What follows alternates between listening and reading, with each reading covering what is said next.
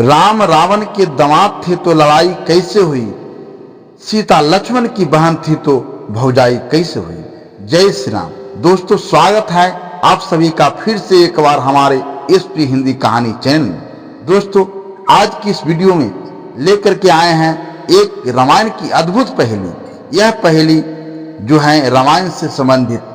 दोस्तों, अयोध्या के महलों में जब श्री राम और माता सीता एक दूसरे की ओर देखते और उनके नेत्रों में अपार प्रेम झलकता था, परंतु क्या यह केवल पति पत्नी का प्रेम था या इसके पीछे कोई और रहस्य छुपा था। लोगों ने रामायण को केवल एक धर्म युद्ध की कथा के रूप में सुना, परंतु इसके भीतर छुपे रहस्यों पर कम ही विचार किया।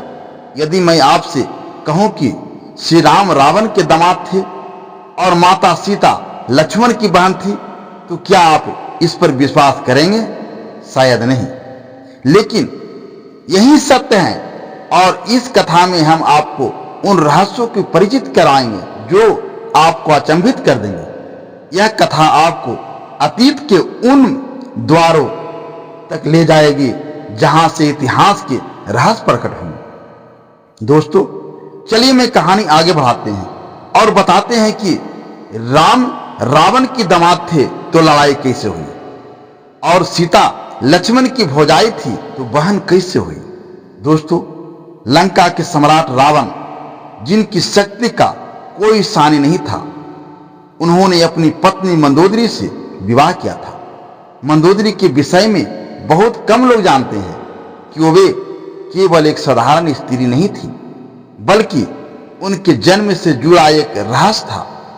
मंदोदरी मैं दानव और अप्सरा हेमा की पुत्री थी, परंतु एक कथा यह भी कहती है कि वे एक दिव्य भविष्यवाणी का परिणाम थी। जब रावण ने मंदोदरी से विवाह किया तब एक भविष्यवाणी हुई, तुम्हारे वंश से उत्पन्न एक कन्या संपूर्ण ब्रह्मांड को भाग को बदल देगी। रावण ने इस भविष्यवाणी को अनसुना कर दिया, परंतु नियति अपना खेल खेल रही थी। दोस्तों, माता सीता के जन्म की कथा सभी जानते हैं। राजा जनक ने उन्हें धरती से प्राप्त किया था, परंतु क्या यह मात्र एक संयोग था? कुछ ग्रंथों में यह भी वर्णित है कि जब मंदोदरी ने यह यज्ञ किया तब उसमें से एक दिव्य कन्या प्रकट हुई। यह देखकर रावण भयभीत हो गया, क्योंकि उसे भविष्यवाणी याद आ गई थी। उसने तुरंत उस कन्या का त्याग करने का निर्णय लिया और उसे धरती माता को सौंप दिया। धरती ने उस कन्या को माता जनक को सौंप दिया और वे सीता कहलाई। इस प्रकार सीता वास्तव में रावण की पुत्री तुल थी और जब श्री राम ने सीता से विवाह किया तो वे रावण के दामाद हुए। दोस्तों, अब प्रश्न उठता है कि लक्ष्मण सीता की भाई कैसे हुए। यह रहस्य जनक वंश से जुड़ा हुआ है। जनक केवल सीता के पिता नहीं थे, बल्कि उनकी अन्य पुत्रियों भी थी, उर्मिला, मांडवी और सूत्रकृति। जब उर्मिला का विवाह लक्ष्मण से हुआ तब लक्ष्मण और सीता के बीच भाई बहन का संबंध बना। परंतु एक और कथा कहती है कि जनक ने केवल सीता को नहीं बल्कि कई कन्याओं को गोद लिया था। वे सभी बहनों के समान पली बढ़ी। इस दृष्टि से लक्ष्मण सीता के भाई समान हुए। दोस्तों, अब बड़ा प्रश्न यह उठता है कि यदि राम रावण के दामाद थे और सीता लक्ष्मण की बहन थी तो युद्ध क्यों हुआ? रावण ने जब सीता का अपहरण किया तो वह अपने ही रक्त को छू रहा था, अपनी ही पुत्री को कैद कर रहा था, परंतु उस समय उसके सामने रिश्तों का कोई महत्व नहीं था, केवल उसका अहंकार ही सर्वोपरि था। राम ने रावण की इस अधर्म को सहन नहीं किया। भले ही वे उसके दामाद थे, लेकिन धर्म का पालन करना उनका कर्तव्य था। लक्ष्मण के लिए भी यह युद्ध व्यक्तिगत नहीं था, बल्कि धर्म और न्याय की रक्षा का संकल्प था। युद्ध के अंतिम चरण में जब रावण मृत्यु के निकट था, तब उसने मंदोदरी से अंतिम बार कहा, मैंने अपने ही खून से युद्ध किया, मैंने अपने ही दामाद का अपमान किया, मैंने अपने ही घर के दीपक को बुझाने का प्रयास किया और इसी कारण मेरा विनाश हुआ।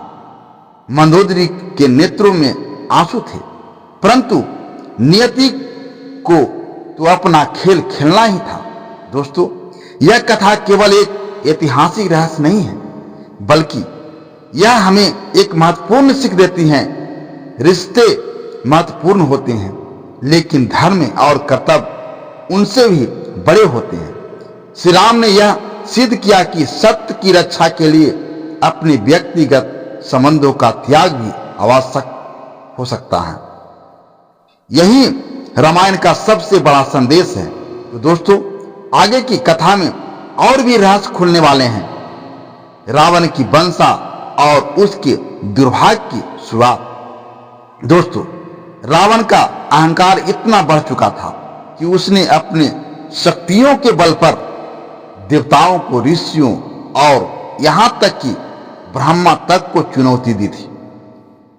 वह न केवल अपने वंश को श्रेष्ठ मानता था, बल्कि अपनी ताकत के मद में यह भूल चुका था कि उसके कर्म और कृत्य ही उसकी सबसे बड़ी परीक्षा होते हैं। जब वह मंदोदरी से कहता था, मुझे देवताओं और ऋषियों से कोई भय नहीं है, क्योंकि मैं ब्रह्मा से वरदान प्राप्त कर चुका हूं, तब मंदोदरी उसे समझाती रहती थी कि धर्म से बढ़कर कोई शक्ति नहीं होती। रावण, तुम्हारी यह शक्ति तुम्हें विनाश की ओर ही ले जाएगी। जब तुम धर्म और रिश्तों के साथ खिलवाड़ करोगे, तब तुम्हें उसका परिणाम भुगतना पड़ेगा। मंदोदरी की यह चेतावनी रावण के कानों तक नहीं पहुंचती थी। वह अपनी जीत को सुनिश्चित मानता था और यही उसकी सबसे बड़ी गलती थी। रावण के द्वारा सीता का अपहरण केवल एक राजा के लिए उसकी पुत्री का अपहरण नहीं था, बल्कि वह एक पिता के लिए अपनी ही संतान के लिए किए गए सबसे बड़े अन्याय और प्रतीक था। राम ने जब रावण से युद्ध की घोषणा की, तो रावण ने यह मान लिया कि उसे पराजित करना असंभव था, लेकिन उसने यह कभी नहीं सोचा था कि श्री राम के साथ केवल एक राजा का धर्म नहीं था, बल्कि वह एक पति, एक भाई और एक आदर्श पुरुष भी थे। श्री राम के मन में एक विचार था, धर्म का पालन करना सर्वोत्तम कर्तव्य है। यदि मैं अपने रिश्तों को प्राथमिकता दूंगा तो धर्म को बढ़ावा मिलेगा।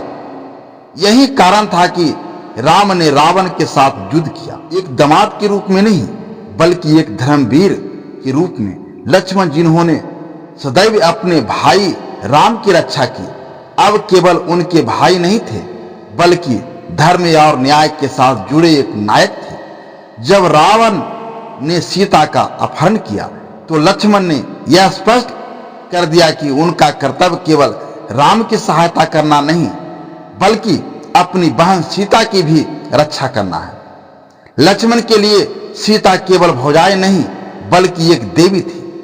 उनका सम्मान और धर्म के प्रति समर्पण बहुत गहरा था। यही कारण था कि जब रावण के द्वारा सीता का अपहरण हुआ, लक्ष्मण ने स्वयं को भी पूरी तरह से उस युद्ध में झोंक दिया। तब राम और रावण के बीच युद्ध केवल शक्ति का नहीं था, बल्कि यह सत्य और असत्य, धर्म और अधर्म का था।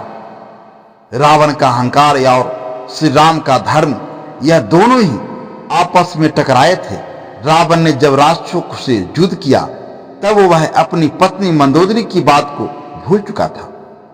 वहीं श्री राम ने धर्म के लिए हर पल संघर्ष किया, ताकि रावण के अत्याचारों का अंत हो सके। लक्ष्मण, हनुमान और विभीषण जैसे सहयोगियों के साथ श्री राम ने लंका पर विजय प्राप्त की और रावण का अंत किया। रावण का अंत केवल एक राजा के रूप में नहीं था, बल्कि एक व्यक्ति के रूप में उसकी तुच्छता का प्रतीक था। उसका अंत इस बात का संकेत था कि अहंकार या और अधर्म का कोई भविष्य नहीं होता। दोस्तों, राम और रावण के युद्ध के बाद जब लंका पर श्री राम ने विजय प्राप्त की, तब यह सत्य स्पष्ट हो गया था कि धर्म की विजय होती है। राम ने रावण के खिलाफ लड़ाई सिर्फ अपने व्यक्तिगत प्रतिशोध के लिए नहीं, बल्कि मानवता और न्याय के लिए लड़ी। सीता के अपहरण से लेकर रावण के वध तक यह युद्ध केवल एक पारिवारिक संघर्ष नहीं था, बल्कि यह एक धार्मिक संघर्ष था। इस युद्ध ने हमें यह सिखाता है कि रिश्तों से ऊपर धर्म और कर्तव्य की भूमिका सबसे महत्वपूर्ण होती है। दोस्तों, श्री राम का जीवन हमें यह संदेश देता है कि जो अपने कर्तव्यों का पालन करता है वही सच्चा नायक होता है। रिश्तों और परिवार की प्राथमिकता हर किसी के लिए महत्वपूर्ण होती है, लेकिन जब बात धर्म की आती है तो उसे सर्वोच्च मानना चाहिए। जब रावण के अहंकार और अधर्म का पराजित किया गया तो यह केवल एक युद्ध की समाप्ति नहीं थी, बल्कि यह एक जीवन का संदेश था। दोस्तों, यह कथा केवल युद्ध की गाथा नहीं थी, बल्कि यह एक ऐसे संघर्ष की कहानी थी जिसमें धर्म, कर्तव्य और सत्य ने अपनी विजय प्राप्त की। इस युद्ध में परिवार, रिश्ते और संबंध से बढ़कर सिर्फ एक बात मायने रखती थी, वह थी धर्म और न्याय की रक्षा। दोस्तों, यह जानकारी अच्छा लगा हुआ तो हमारे वीडियो को लाइक शेयर अवश्य करें, और हमारे चैनल पर नए हैं तो हमारे चैनल को भी सब्सक्राइब जरूर करें। धन्यवाद।